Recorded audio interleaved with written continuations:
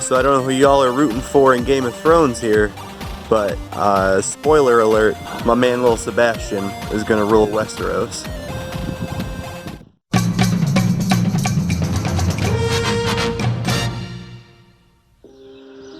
Happy Easter, y'all.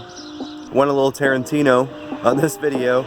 It starts off on like a Tuesday, goes to Wednesday, jumps to Saturday, back to Tuesday, and back to Saturday. And then now to Sunday. So we're all over the place. But I think it came together all right. All your favorites, all your favorite segments here. We got some BOLO stuff, some haul, some solds, some rambling, some nonsense. You know, we got it all. So, yeah, I don't know what else to say about it. Here we go. I don't know if you can make out that blow mold right there, sitting on the curb. My neighbor already took down all the rest of their Easter decorations, but they left that one blow mold by the curb. I'm wondering if it's garbage, because that's like a $200 blow mold. I may have to inquire as to why it's still sitting there. So things have been a little weird. You've seen what's going on in the garage and with the business, and I feel like I've hit like a wall. I haven't been listing much lately. I haven't been sourcing much lately. Like, other than you guys saw some jeans and some decorations, but I haven't been sourcing. We're still in that weird period where garage sales aren't quite there yet. They're getting there, but to do garage sales at this point, I really have to travel into the heart of Pittsburgh. And if you look here, that's a 45-minute commitment to get to the garage sales. And then trolling around Pittsburgh to the garage sales and getting back, it's not a 3 or 4 hour journey for me. Like, that's my whole day. So I gotta wait for those garage sales to get a little bit closer before I'm enticed to get out at them. So with no sourcing, no listing, just cleaning and organizing and bookkeeping, I don't like it. It's weird. This is the part of the reselling I didn't want to get into. But you know, eventually you have to. So here I am. And it would have been a lot easier had I just done it from the beginning. But lesson learned, I guess. Do things the right way the first time. I'm sure at some point, putting my job into the videos, it's probably going to come back and bite me at some point. I'm kind of prepared for that. A call into the office one day of when someone discovers one of those videos and asks what's going on. So that'll be a conversation to be had. I don't know if I've made it clear, I've voiced my opinion, but I kind of have one foot out the door anyway. I'm hanging on by a string. But some rambling thought, back to the beginning, something I'm now considering is maybe I have the wrong mindset. Maybe it's not quit my job, be a reseller. Maybe the step between should be flip it. I'll have a part-time job and be a full-time reseller. Like, if I still worked 2 or 3 days a week and then picked up a shift here and there, if that was what was happening or whatever I decided to do, maybe having a legitimate part-time job that isn't as important to me but still good to have, and then focus all my attention on reselling, that might be the route I'm gonna go at first. Because no matter how much I feel like I could make it reselling full-time, there's still that like 0.0% chance that it doesn't work out, and I can't find enough to source and sell, or I'm not selling enough. So there's, having worked a regular job my entire adult life, there's still that tentativeness of I can't just jump right in. I can't do it. That might be the new plan. We'll flip it on them. Who knows? There's really no plan. It's a lot of this, but never really a solid plan. I may be too lazy to be a reseller, honestly, or too disorganized. Only time will tell. Wow, rambling for 5 minutes. And you guys said there's no fluff here. Get out. I'm gonna do some dishes, clean my house. Still not gonna list anything. Maybe tonight. I'm gonna try. Hard to make reselling videos when you're not reselling. I mean, I had some good sales. This is probably my longest long tail item. It's a magnetic chalkboard and dry erase board, and I dated it to like mid-80s. It's in really nice shape. I like it. You can see it's been hanging on the wall in the garage because I enjoy looking at it. And I never thought it was gonna sell. I've had it listed for so long. And it finally sold. There's the price right there. 44 and change, I think. So, not bad. I'll be sad to see it go though. This is a poster, Ninja Turtle poster that I had in the wrestling box. Sold that for 50 bucks. This big box is a couple of M&M collectibles that I think I got 40. I don't know, you see it. I think I got 40. And the top is a big giant auto manual for 70 Charger. But it wouldn't fit in any bubble mailer or poly mailer that I had. It was too big, so I just threw it in the box. In the last sold video, I talked about electric skillets and the money that they can bring. Watching the footage again and seeing the comments, I may not have emphasized enough what to look for. A basic griddle or electric skillet is not going to bring you any money.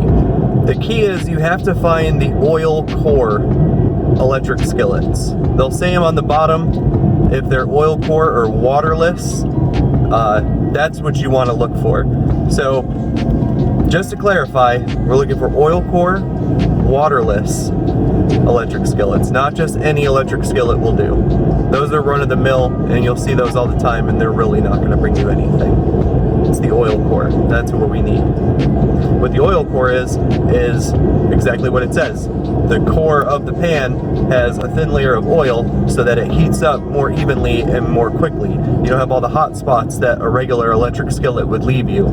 It's a uniform temperature across the whole bottom of the skillet. And now you know.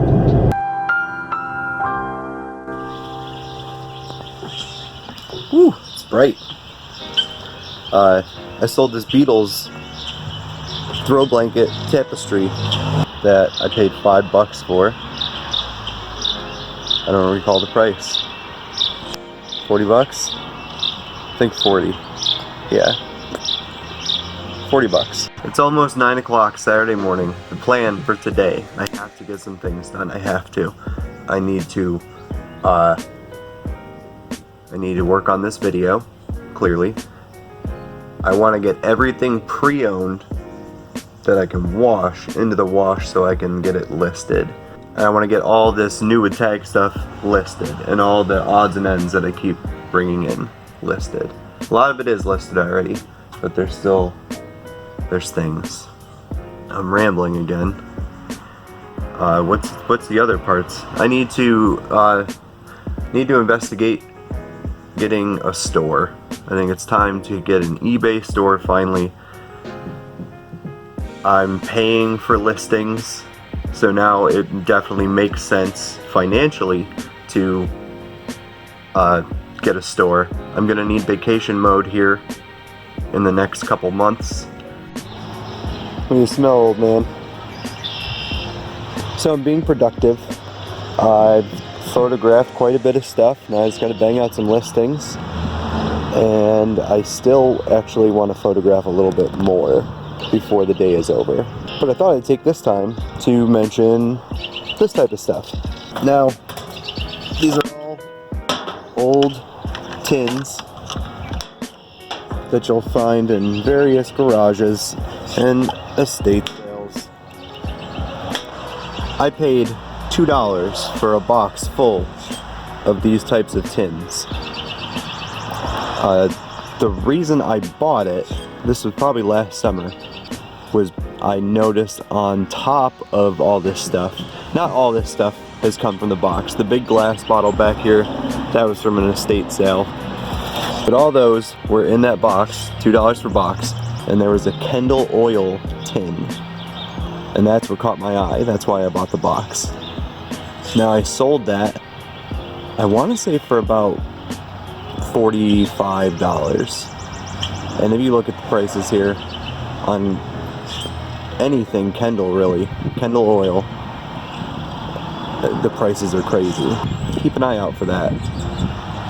Kendall can definitely bring you a ton of cash if you find the right piece. And I also sold 2 of these Dutch Boy white lead, which sounds horrifying. I hope no kid eats it. There's no Surgeon General warning on that. I sold a couple of those for like 25 bucks. And again, if you look at the prices, you can see they bring some money. Now these are all the things. I sold a few other things out of this box, but they weren't nearly as impressive as the Kendall and the white lead sales. Now these are all the things I've had listed, and I've had watchers, but no offers, no interest. So at this point, since I have them all out, I'm just gonna take a new picture and lot it and hopefully get 30-40 bucks for it. The whole point of this rambling is make sure you're looking at stuff that looks like junk. If you see a dirty box like this in a garage at a sale, don't overlook it, because there could potentially be hundreds of dollars in old advertising tins in that box. So never hurts to take a look. If you do some more research, you do your homework, there's plenty of these old vintage tins that sell incredibly well. So I feel good today. I feel productive.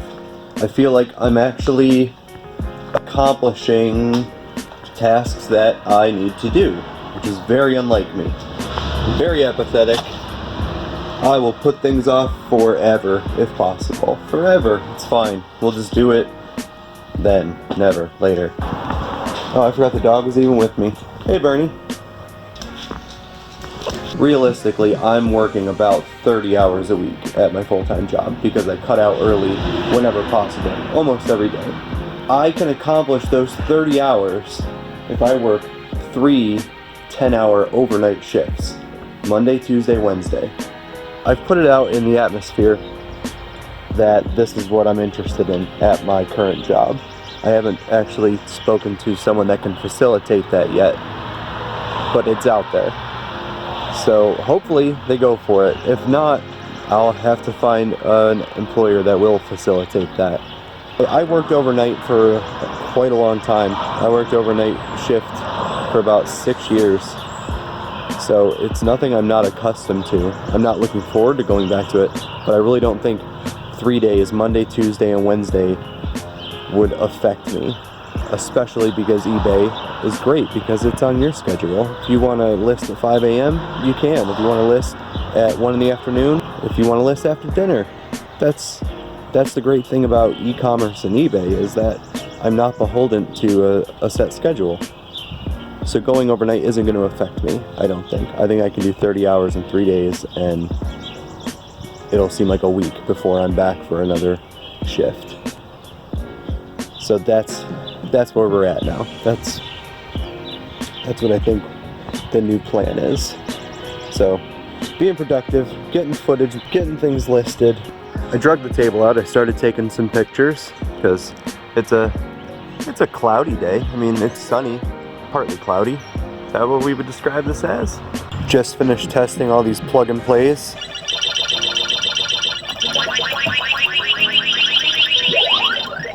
I got all those $1 a piece at a garage sale. They all work, good to go. And tested these VHS tapes. They play, they're good to go. Let's take some pictures and get it listed. So far about 25 items that I'm gonna have listed by the end of the day.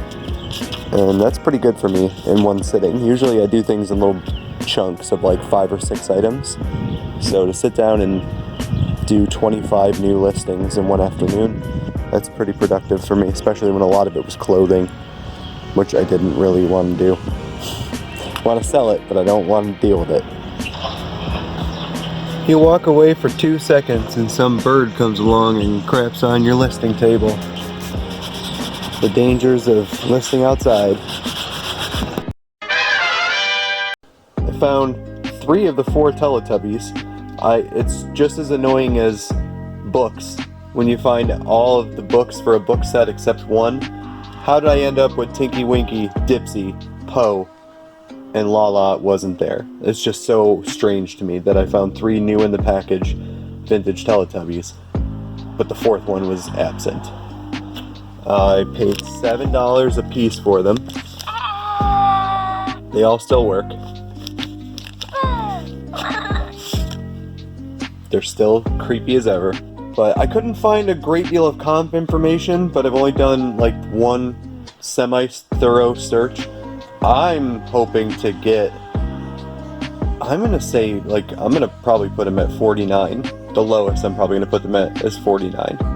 And then once I do a little more research, it may go up, but it probably won't go down. $7 a piece, there's definitely money to be made here. This, I also couldn't find any comp information, but it was a quick one search. It's a little tape player that comes with its own electronic tapes, and it has a radio built into it too. It's from 1989. Somebody's gonna want that. I feel like I can get at least 40 bucks for that if I find the person that wants that in their life. This is a big ass quilt. Pottery Barn Kids. It's a bunch of sports patches. A lot of this stuff I only did like quick one-over searches. I wanted to, I still want to look things up, but sometimes I like to just try to see how good can I do with just a basic idea of a value on something. So I paid 10 bucks for this. I think looking at the comps, I can get anywhere from $50 to $100. It's definitely a full-size quilt. It may even be a queen, but the bigger sizes definitely look like they were bringing better money than your average twin. But it's in really, really great shape. I'm gonna try to get at least $80. That's my goal. There's some Star Wars sheets, the top sheet and the fitted sheet. They're really clean, nice condition, but I can't date them. Usually these have a date somewhere, and I can't find one. I don't know. I mean, I don't think it's 70s, 80s, but I feel like it's gotta be 90s.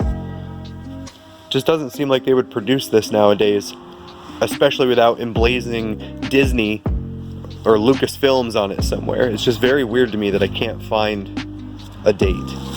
Oh wait, I did find a tag.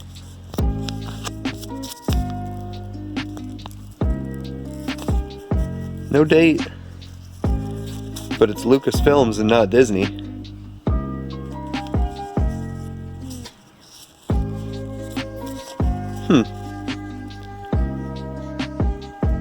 So, still don't really know how old, but definitely not modern if they're Lucasfilms and not Disney. And I feel like that would have a web page if it was newer.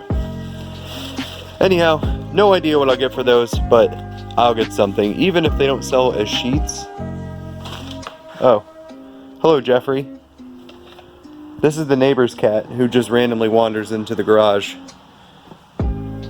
Jeffrey. We don't know if his name is Jeffrey. That's just what we call him, because we have no idea what his name actually is. But he responds to Jeffrey. Last time, rambling about the Star Wars sheets. Don't know what I'll get for them. But even if I can't sell them as sheets, the top sheet I can probably sell as fabric for someone to do a project with. So for whatever I paid, like $2, I'll get something out of those for sure. Boring clothes, we'll fire through these pretty quick. Got another LL Bean chore jacket, this time in green. That was $8.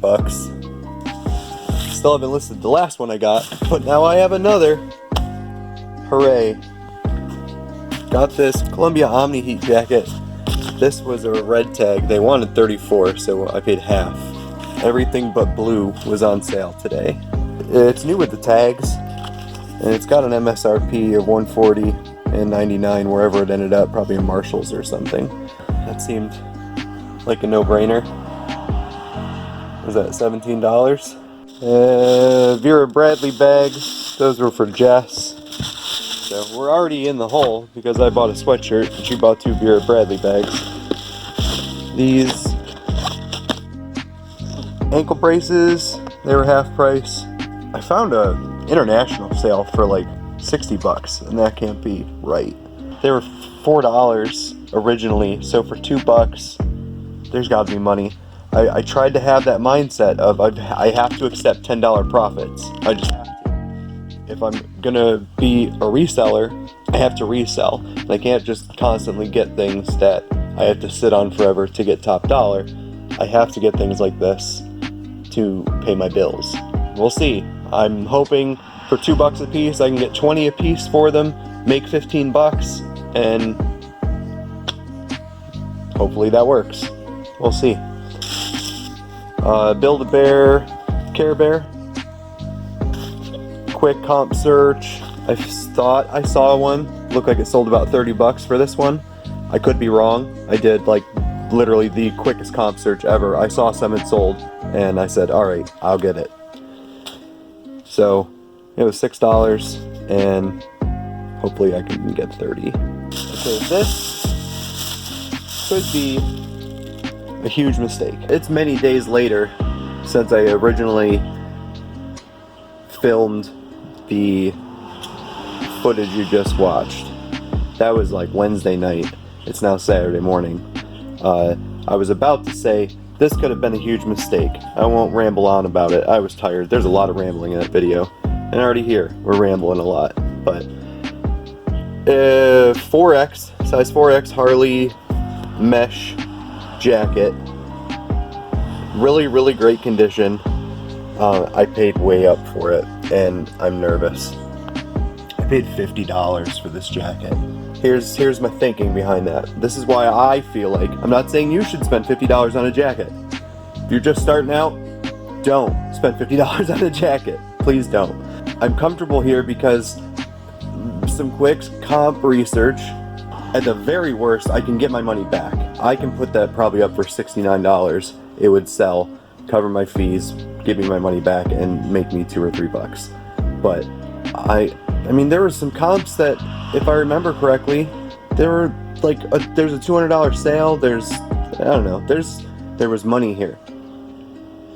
And again, at the very worst, I'm confident that I can get my $50 back. But I paid up because it doesn't even look like it was worn. It's got all its zipper pulls. Like it's in really, really nice shape. It's got a graphic on the back.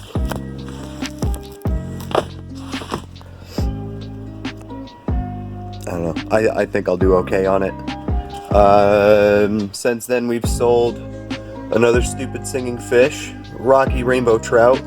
Got 65 bucks, I think. Yes.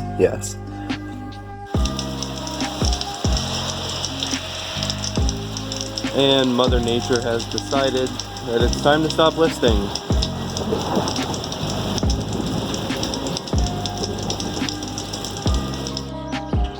Well, that about wraps up this mess. Hope you learned something, or I hope at the very least that you were entertained.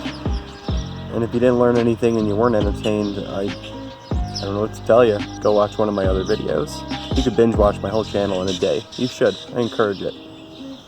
But I don't know. That's what I did this week. So stop back again, see what I get into next week or tomorrow or whenever I put up another video.